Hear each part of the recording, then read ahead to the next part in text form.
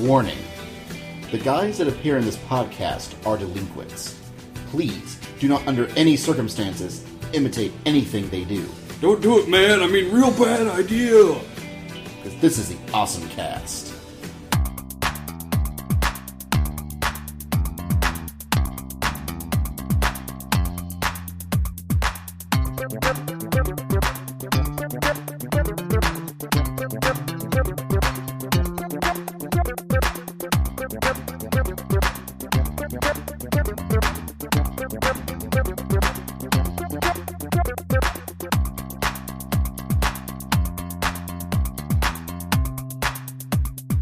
Greetings and salutations, citizens. It's the OSMcast. I'm Basil.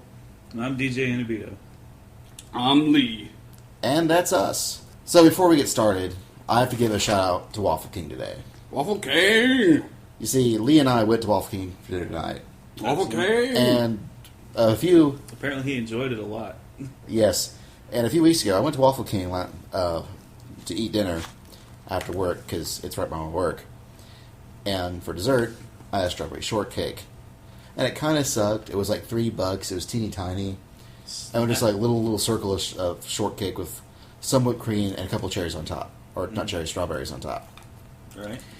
And I was like, well, okay, that kind of sucked. And apparently the waitress noticed that it sucked too. Oh, really? Because tonight she was like, okay, look, don't order that. What you need to order, when you're getting your waffle, we'll put whipped cream and strawberries on it for like $1.25. It'll be cheaper and better. And it was. And I looked at the picture, and it's just a waffle with a string of whipped cream around the edge, and a little bit in the middle with like 3 strawberries. So I'm like, well, that's still better than what I had before, and cheaper. And she brings it out, and there's a huge ring of whipped cream, and a huge whipped cream in the middle, and the entire middle is filled to the brim with like strawberries and strawberry syrup. It was like the most amazing strawberry shortcake thing I've had in like months. She must have felt really bad about screwing you over on the strawberry shortcake. This is the most epic strawberry waffle ever. It was awesome. So I've got to get a shout out to Waffle King for that. Waffle King! Waffle King! For those who don't know, Waffle King is pretty much a knockoff of Waffle House, only it's better. It's cleaner. And they take credit cards. Yes, that is important. I hear that Waffle Houses might take credit cards now. I haven't tried. Why would you when you have Waffle King? That's yes. Not King, but King! Waffle King! Yeah. Lee apparently really likes Waffle King, everybody. Well, either that or I like saying, Waffle King! That's going to be a new meme. Yeah. I swear to God. Alright. So next up, we've got the World of Awesome.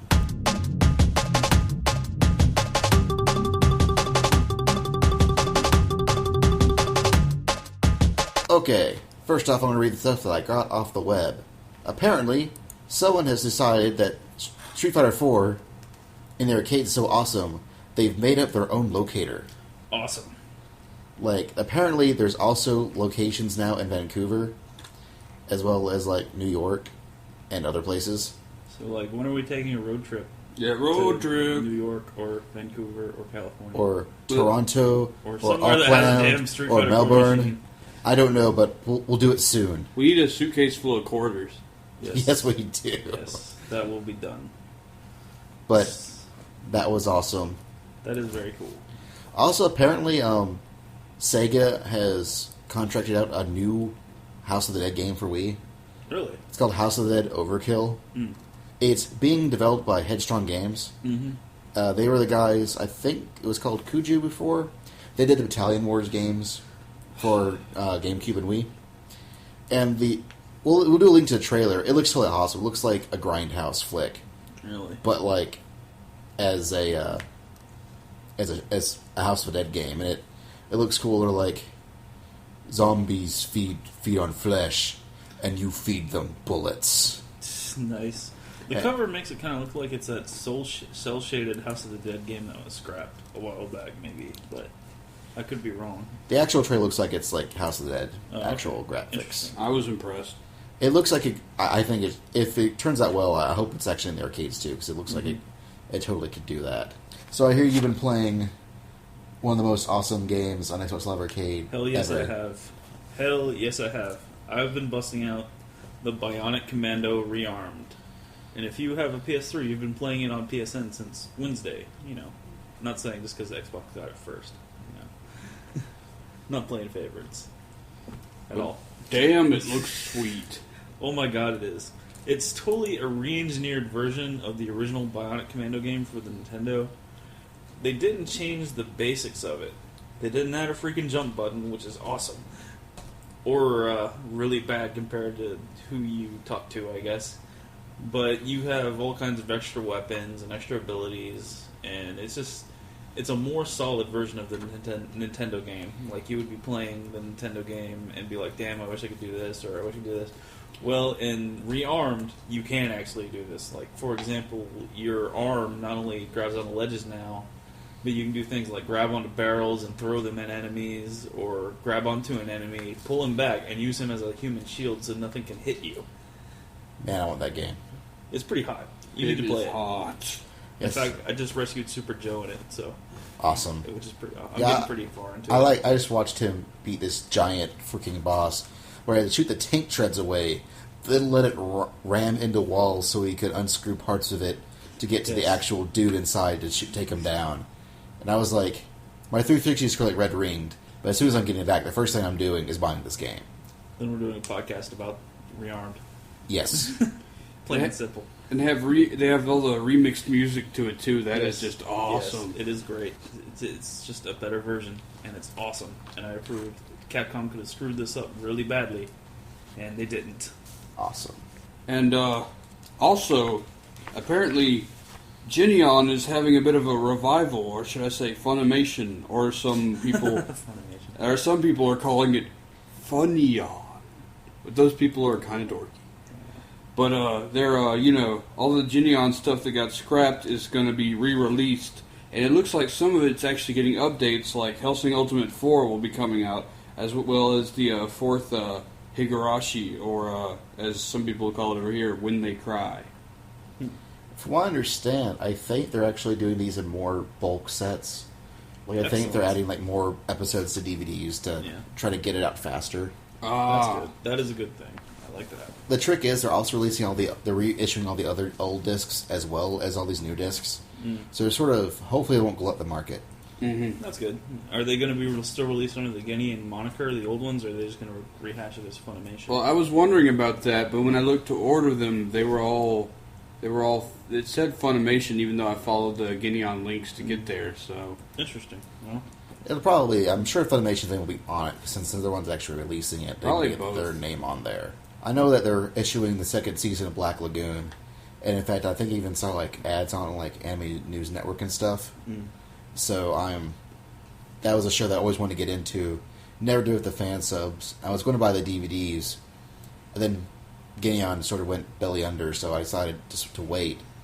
So I think I'm going to start ordering them pretty soon. because they're back, baby. So there's this thing called Genius Party, which is an anthology thing of short animated films by Studio 4C. Kind of like, the old Memories, or Robot Carnival, that sort of anthology type thing. cool. Where they take, big name anime directors and let them do little shorts. They got stuff like, Watanabe, who did Cowboy Bebop, Soji Kawamori, and some others. Well, apparently in this new one, Genius Party Beyond, and at least one of them is going to feature the actual voice of Yoko Kanno.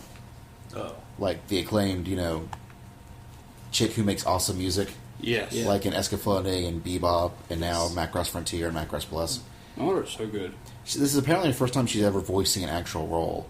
I think it's just like a short role, but still that was kind of interesting. That's pretty awesome, actually.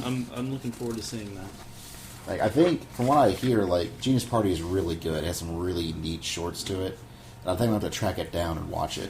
I really enjoyed Robot Carnival and Memories, so that could be really good. I'd give it a watch, too. So, Osamu Tezuka, the guy who pretty much, made anime and manga what it is today.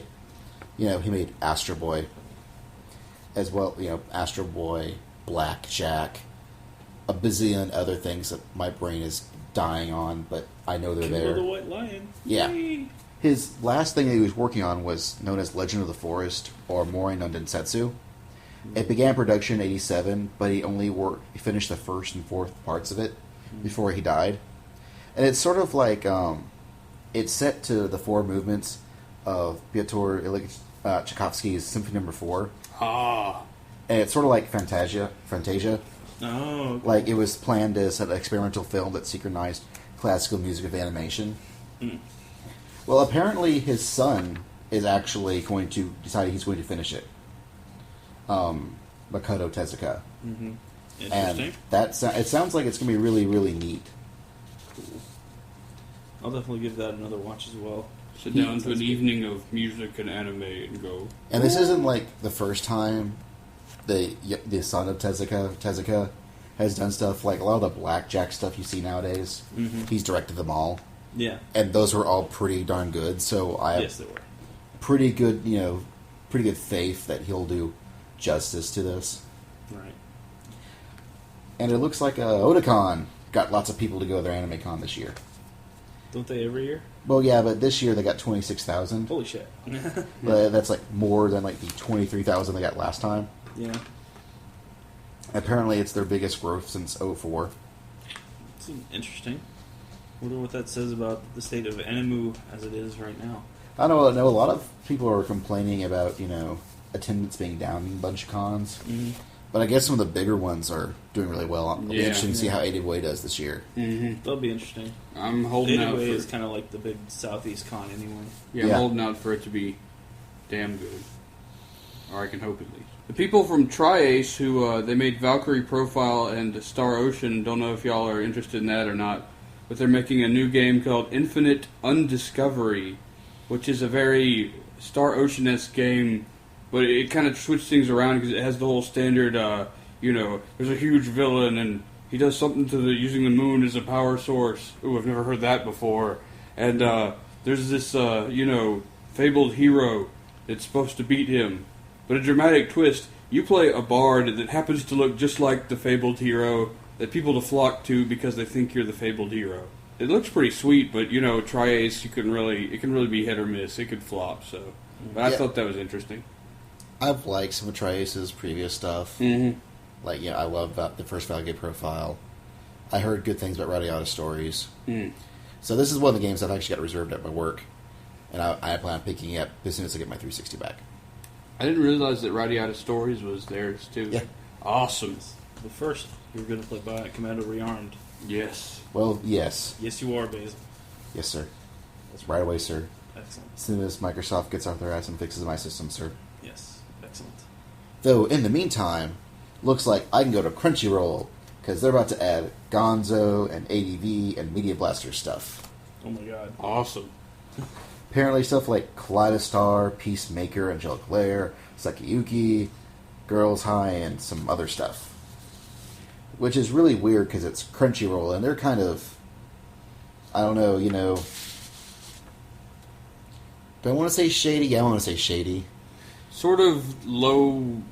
I don't know. It just seemed like, this is a random site where you can watch anime, and then all of a sudden it was, major anime producers are paying us to have their crap on here. It was pretty. I mean, didn't it just start with one group was doing one show, and then all of a sudden now all these people want to put shows on Crunchyroll? Yes. Well, what happened was before Gonzo got into it, a lot of users would upload it, and then use the ad revenue to make money by putting up fan subs and stuff on it. Whoa! And earlier this year, Gonzo put up Blast Rider and Tower Druga, the Aegis of Uruk, or whatever. It's not very good. Yeah, the other of them kind of pretty suck, but it's Gonzo. Yeah, true. But I guess it did well enough so that everyone else is starting to jump in on it. And they're going to offer streaming and download to own options. Whoa! So it'll be interesting. Apparently, the ADV titles, Girls High and Mickey, are going to be available through Crunchyroll streaming as well as their download to own and subscription options. And the Media Blasters will be through subscription download options only. So that sounds kind of interesting. And apparently, there's no DRM on them, but they are going to have some sort of fingerprint. So you can't really throw them around. I guess you can throw them around, but they'll know where you got it from. So I guess that's kind of cool. Mm-hmm. I approve. That sounds like a good idea. And if you're a fan of the Nippon Ichi games like Disgaea and Phantom Brave, there was way back a really crappy Nippon Ichi game. It had a really cute story, but they tried to make a musical.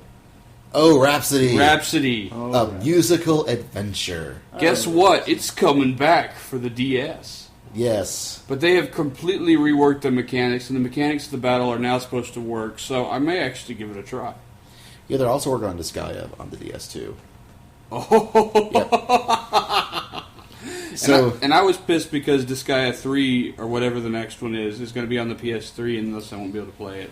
yeah, but it looks like a PS2 game. So, Well, they're using the same friggin' sprites from the PS1 game. I mean, not the PS1 game, but the first Disgaea, which is PS2. But they're reusing some of those old sprites. You're on a PS3 now. You can at least redraw your sprites. Come on. yeah, let's get some like equivalent of Street Fighter HD going on here. Yeah, for real.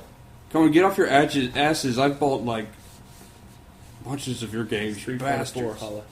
Just saying. Yeah, Yeah. pretty much. One of these days. One of these days. It'll come out. I promise. I swear. I want it to. But now, speaking of ADV, we will now go to one of their current titles I think they still own and put out. But Cromartie High School.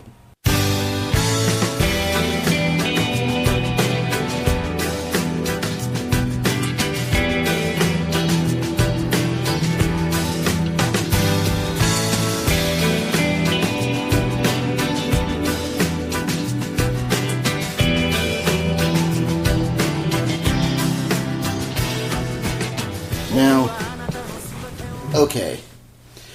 Probably the first thing we should say, as I've learned with the Anime World Order podcast, is that comedies can be very hard to communicate in just a podcast. Oh, for on real. why something is funny. Mm-hmm. Regardless, we're going to try. Like I said, our topic is Cromartie High School, or fully titled Charge, Cromartie High School. It's by a guy named Eiji Nonaka. It's a Japanese comedy manga. It was developed into an anime by Production IG and made into a live-action movie by, I don't know, some other guys.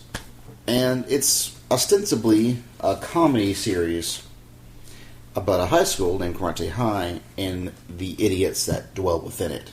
The whole Cromartie, the way, the dress and the whole style harkens to the whole 80s, punk and, Crying Freeman type, I mean, chances are you've probably seen the generic gang members in a lot of anime. It's a and common manga and lampoon. And the school uniforms, beating up people.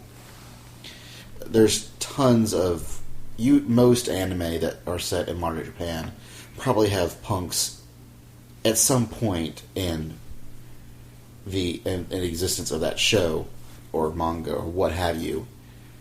Cromartie epitomizes the stupid side of Japanese gang high school kid culture.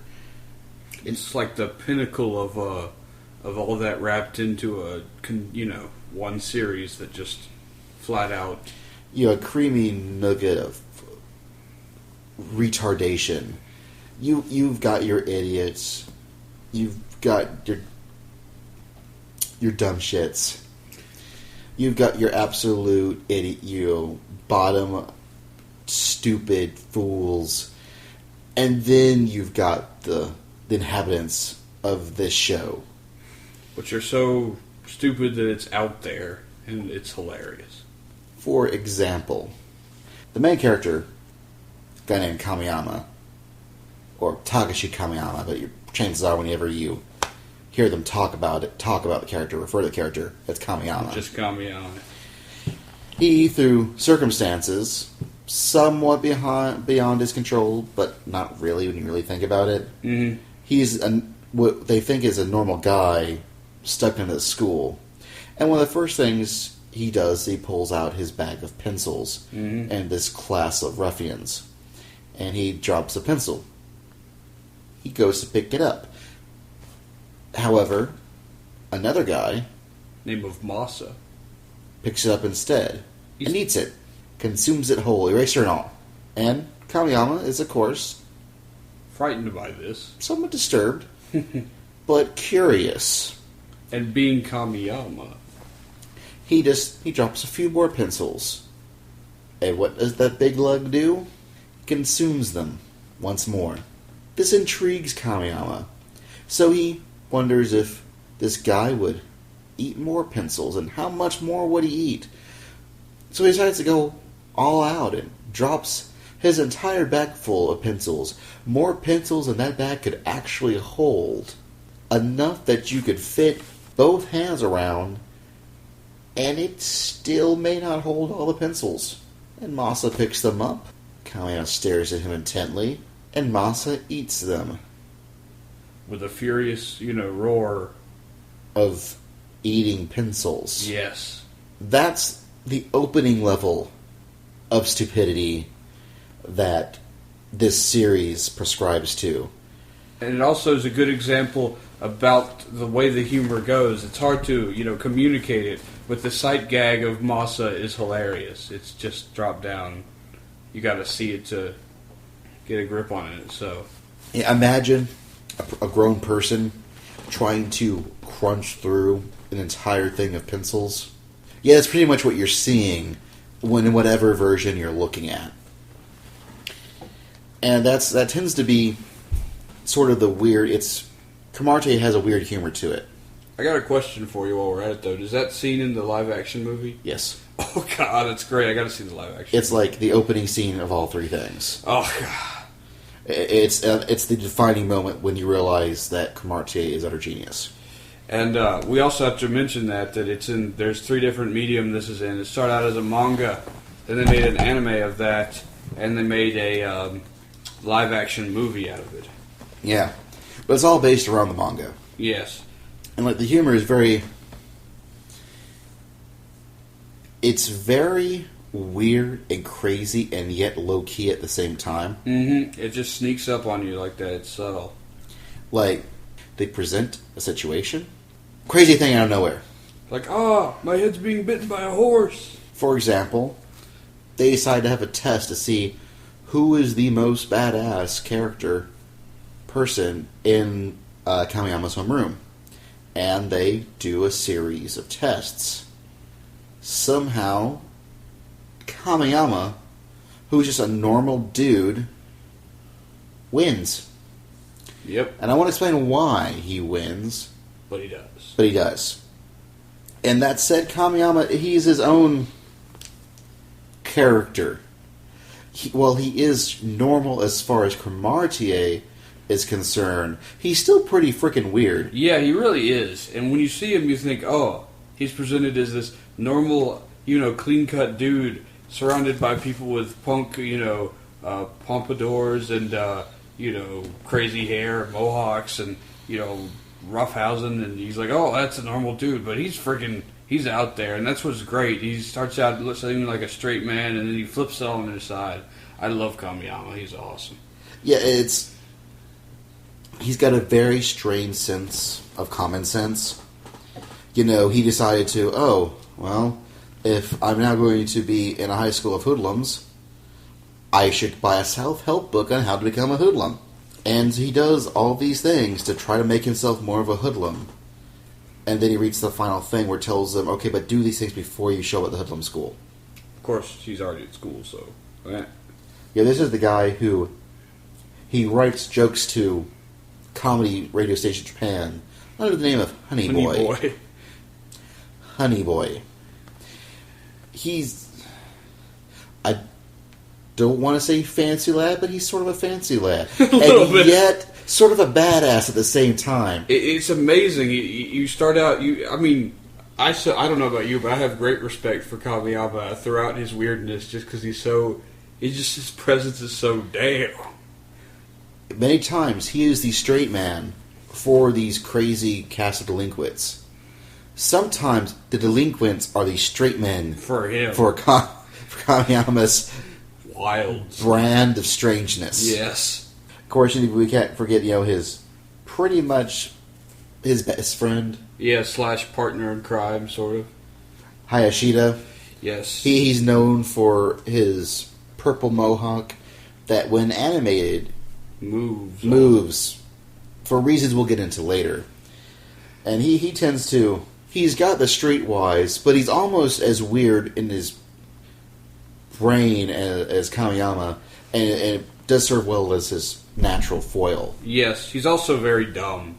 It was established that there happens to be a gorilla in their class for reasons unexplained, and there was a test, and he's dumber than the gorilla. But it's neat because he starts out saying, I elect Kamiyama as one of the 3 that can be tested to be the strongest, only because he's normal. When you've been a badass as long as I have, you aren't scared by someone that looks tough. You're scared by someone that looks like Kamiyama. He's normal, and yet he's hanging around this den of lions. Yeah, it's like the whole theory is that a rabbit wouldn't hang around a den of lions unless it was a really badass rabbit. And so he calls Kamiyama that badass rabbit, and from there they seem to get along well. And he's usually one he was like, "Oh man, Kamiyama, you gotta check this out. There's a badass among badasses I've never seen. I can't explain it to you. You have to come see it." And he goes, "All right, we can go see it." And bam, there he is, Freddie Mercury, or Freddie as he's known on the show. But he's apparently a 16-year-old who looks like a 30-year-old Freddie Mercury. Although they never quite establish what he is. He could be, the 30-year-old Freddie. The teachers don't know his name. The teachers aren't really ever shown, though, so that doesn't really make a difference. But apparently, the pretty much the entire student body never exists in this high school, which I guess is why all the punks go to this high school. You mean the entire faculty, really? Yeah, because they don't care. That's not the point of the show. The point of the show is the character humor, and Freddie's just sort of wanders around. He never talks because if you're doing Freddie Mercury, well, in the anime you can't really do his voice, but it's just somehow funnier as he's sort of a mute. But he stares at you very intently, so much that you feel like you've bared your soul. Mm-hmm. Or at least I feel that I've bared my soul just by watching it. Yes. That he has eyes that can see things. Mm-hmm. Dark things. Things that might keep you up at night. And he has a horse. Yes, which likes to bite people. And prances around. Well, he prances around with it on campus and whatnot. And then, of course, as introducing their crazier characters, Hayashida comes into Kami and goes, Kamiyama. Not Kamina, that's a totally different character. Yeah. He comes up and says, Kamina, reach to the heaven. No, cancel it. No, Kamiyama, that's it. There's an even weirder guy. And Kamiyama's like, you're kidding. We just saw Freddy. You can't see, a guy with a full-on, huge mustache, hugely muscled, hairy chest. With the red suspenders. Wearing suspenders and pants.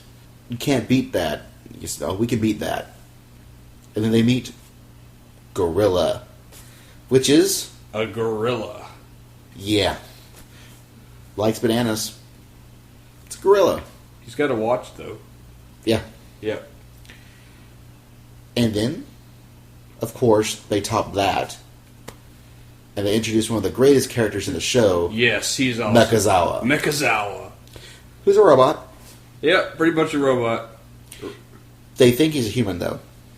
Oh, he's also a robot delinquent. He's a robot delinquent who is the leader of his class. And they sometimes, now while Kamiyama and Hayashida obviously knows he's a robot. No one else seems to. No one else seems to. They don't even really say much, that he's a robot. Well, because a couple of things they do, they're like, and they wait for people to ask, you're a robot, right? But they never do. Sometimes they'll go, hey, your button's off.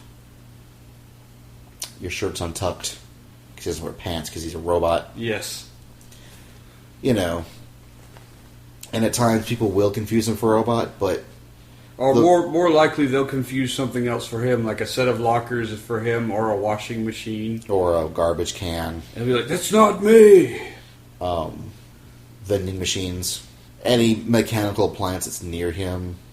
They'll ask him to fix VCRs because he seems to be very mechanically inclined. And he puts up with this valiantly because he believes in the good of people and for them to do the right thing. And he's such a humanistic person, you know, he says he doesn't trust machines and he wants to see the best in everyone. I'm honestly wondering if he really doesn't realize he's a robot or if he's put just that clever. With any of these characters, I don't want to give them the benefit of the doubt. But I don't not want to give them the benefit of the doubt.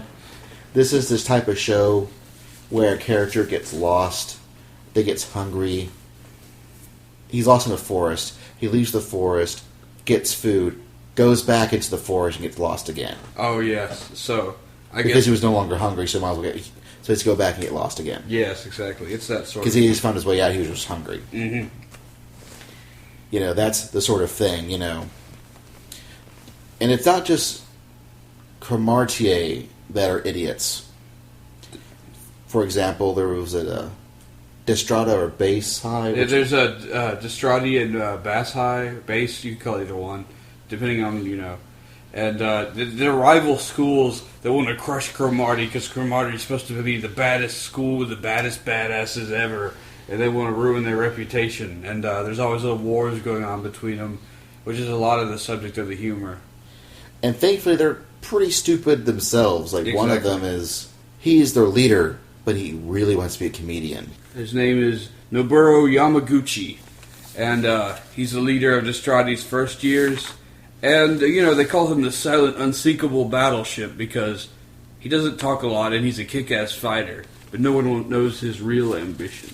Which is, he wants to be a comedian. And that's why he's always silent, because he's, in the entire time you ever see him, he is rating people on how comedic they are. Exactly. How good they are being comedians. This whole fighting thing is more of a... He does it, but it's more of a side job. Comedy is where it's at. Mm-hmm. Which is kind of interesting for a guy to be a critique of comedy while he's in a comedy show. Yeah, it's a bit of a meta humor thing, and it really works. And his nickname, he also... A postcard comedian, where he sends postcards of jokes to radio stations. Perhaps you've heard this idea before previously, where he goes by the name Salty Boy, or Ajishio Taro. I never knew that translated to Salty Boy. That's interesting. To contrast to Kamiyama's Honey Boy persona. Yes, who is rivaled only by Honey Boy. Yes. Who he sees as his true rival. Mm-hmm.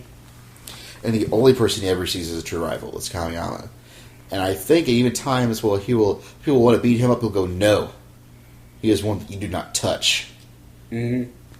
Because, well, what they do not realize is that man is his rival. It is Honey Boy. Versus Salty Boy. And, of course, he'll do weird things himself, like he'll hire a second in command who's also a ventriloquist. Oh, that was great. With his dummy. And they can't decide... Who the second in command is. Really is a ventriloquist or his dummy. Mm-hmm. And that was an interesting thing, just because normally all of Yamaguchi's thoughts are internalized. That was one episode where, for the comedy to work, his thoughts had to be externalized, so he kind of revealed himself a little bit to me. But he had to be careful, because he couldn't reveal his comedic side. Yeah. He had to reveal his badass side, but yet still infer the comedian stuff as well, and so it was an interesting... Him constantly tripping over himself. Yeah. Trying to make things work. And he's got a blonde guy that's one of his subordinates who he's always hitting, and he's hitting the blonde guy, not because the blonde guy is bad, but because the blonde guy's sense of humor is crude and doesn't match Yamaguchi's. And the blonde guy's always like, why am I always one getting hit? Yes, his is refined and thought-provoking and trained, whereas... Blonde guy is crude and like... poop and fart jokes. Yeah, and like, crude, like, oh, this should be easy like women or stuff like that. Which, of course, all his people that is his comrade at arms, of course, laugh at this humor because they're crude, vulgar, they're gang members. Whereas this guy, he's much more intellectual with his humor. Yeah, exactly. And then you've got Takashi Hokuto. He's a son of a guy who owns a giant zaibatsu, which I believe is a giant conglomerate of Japanese businesses, i.e. filthy, stinking rich.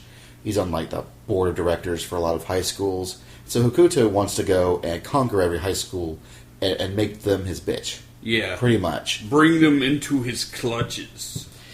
And so he decides that one of the ones he's going to take over is Cromartie. So he transfers there, bringing along his faithful lackey. Known as Hokuto's lackey. And promptly fails miserably. Because he may or may not be in charge of other high schools. He is sort of. He's nowhere near prepared for Cromartie to deal with Cromartie High School. The level of stupidity astounds even him. He constantly tries to take it over. And I think eventually just sort of gives up. But he tries valiantly. Meanwhile, all the other schools, which is from their own group where that he controls via the group, start wondering where he is. Because he's never around because he's so busy dealing with Cromartie. He kind of, gets inducted into their fold of background cast members and kind of like Maeda. Yeah. Speaking of Maeda is what I like to call a chew toy in that he's the butt of a lot of jokes. He's level-headed and he's really boastful of how good he is, but he spends most of the time of the series whining as thing after thing happens to him. He's their doormat. Yes, exactly. If they need a place to stick around, they go to his house. If they got to plan something, they go to his house. If they have to go to a house, they go to his house. He can say yes, he can say no. It doesn't matter. They go to his house. Also, if Destrade or Bass High needs to kidnap someone, he seems to be the frequent target. And, he's an unlucky son of a bitch. But he's level-headed, and he seems to have, counterpoints to stupidity, but he's too much a doormat for it to matter. Yeah, exactly. He also has one of the few female characters you actually see in the series, Maeda's mother, who looks just like Maeda. Yes, frighteningly so, except with a perm mother hair. And really only speaks in grunts. Mm-hmm. Oddly enough, in the Japanese animation version, she's grunted by Megumi Haishibara. Yeah, they got a high-paid grunter there, and I hardly remember her making sounds at all, so that's pretty amazing. And most of the main characters of the show are all from Cromartie. Mm-hmm. A lot of the big ones. And speaking of big ones, we have Yutaka Takanouchi. He's the big boss of the first years. He's a giant bald fellow who, prides himself on being a badass and, being the secret weapon of Cromartie. There is none more badass than he. He can take out anyone. Even the seniors must bow to his power. Exactly. If they only knew his fatal flaw. Motion sickness. Oh, yes. And, of course, because of that, he is constantly put in situations that give him motion sickness. In a bus. On a plane. The plane was interesting, because as he's got on the plane, he didn't realize he was getting on a plane for a long trip. He discovered there were hijackers planning to hijack the plane. Mm-hmm. And then he thinks, wait a moment. If they hijack, they might let us go and I don't have to travel. Exactly. They might think, if they take over the plane, he could leave. Yeah. And then he's like, alright, they should hijack the plane. Or maybe they shouldn't because that'd be bad. Yeah, he deliberates over it a bit before eventually confronting them, and they find out that his presence is reassuring. Because he first thinks, even though I'm a badass, stealing planes is wrong. Yeah. I might be able to beat people to a bloody pulp. They might even die over it. But stealing planes, that's wrong. Yes. But in the end, his urge to get off the plane is greater than his urge to do his civil duty, and so he convinces them that they want to hijack the plane, while at the same time making them decide that he's their boss.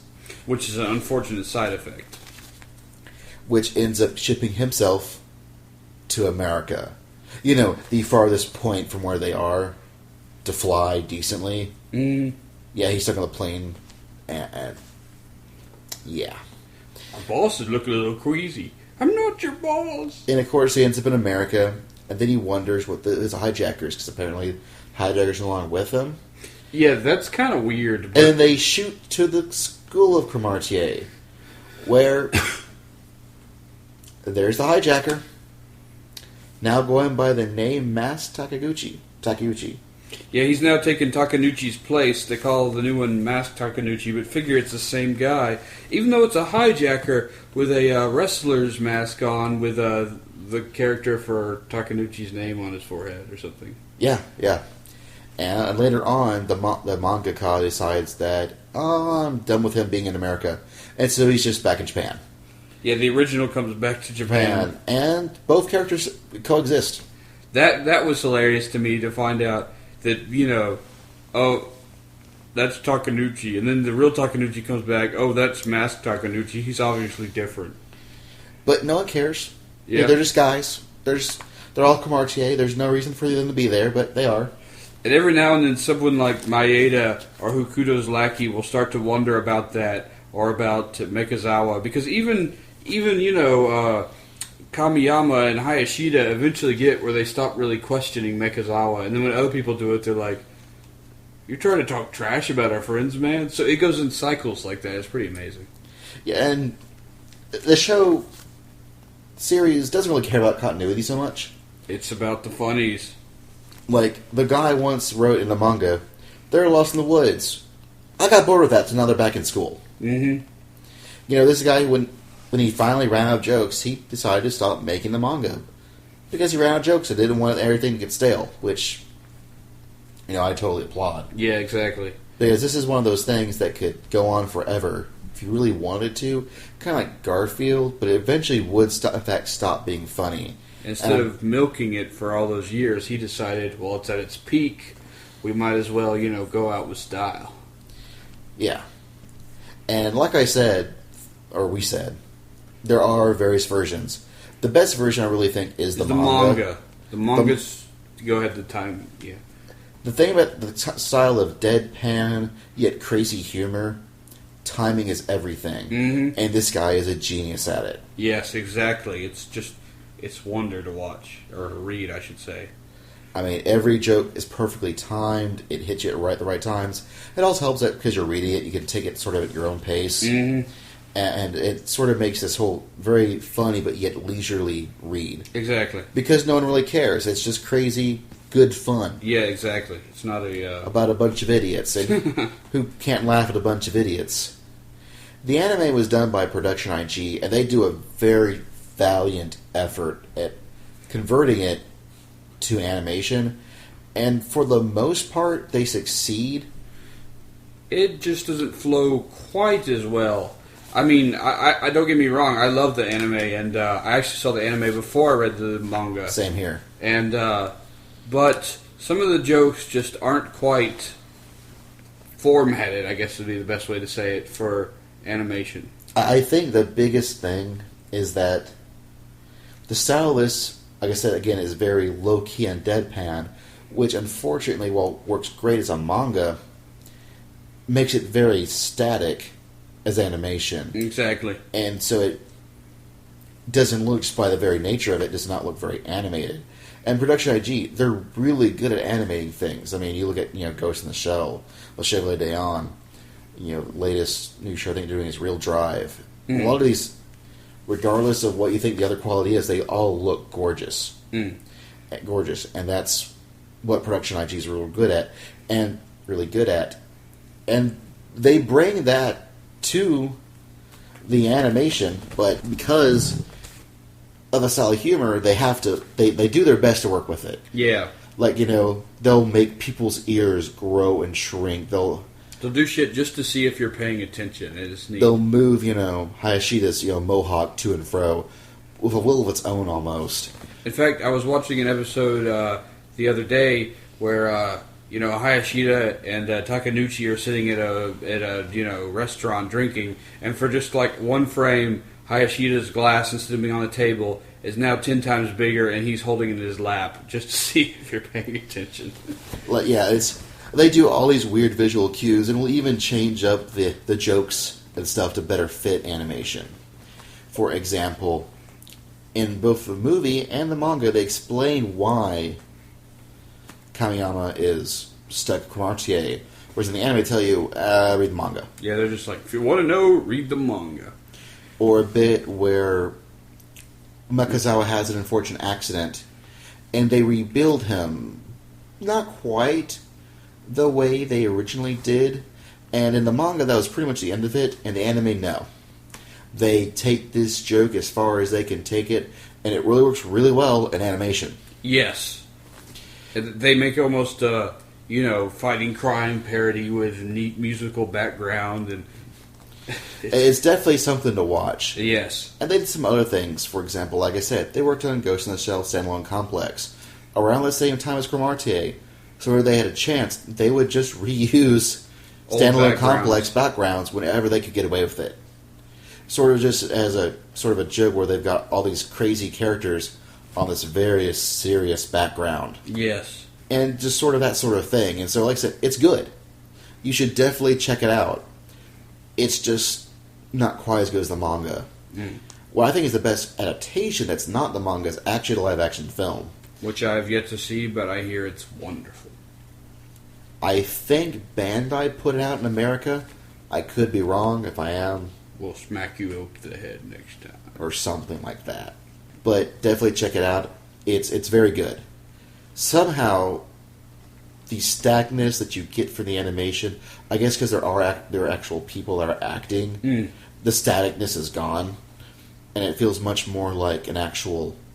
It feels... The comedy comes off much better. And also, because it's only a movie length, they take some of the best jokes and all the core jokes that make Cromartie. Exactly. And they sort of just beat you over the head with it. With some good bits of slapstick as well. And then they sort of go pull out all the stops with a brand new crazy ending that you would only ever see in live action film with a weird Planet of the Apes. Bring something new to the table in case you've read all the other and watched all the other. You get a new... You still get a different ending.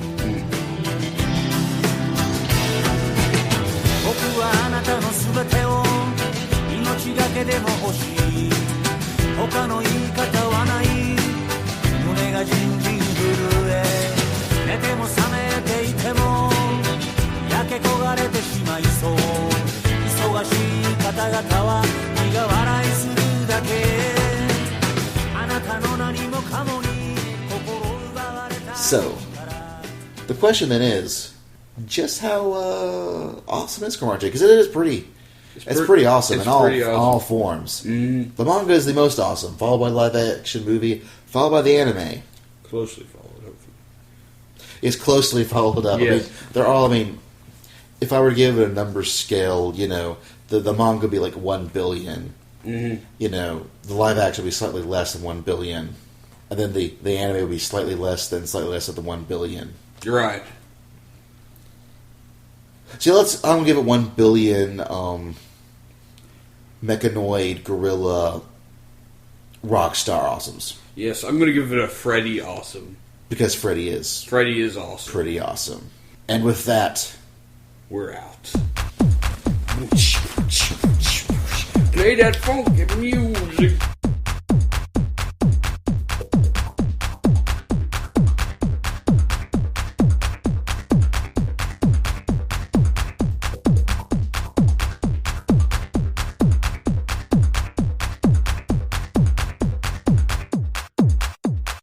Cromartie is awesome. I'm a delinquent. I got funny hair.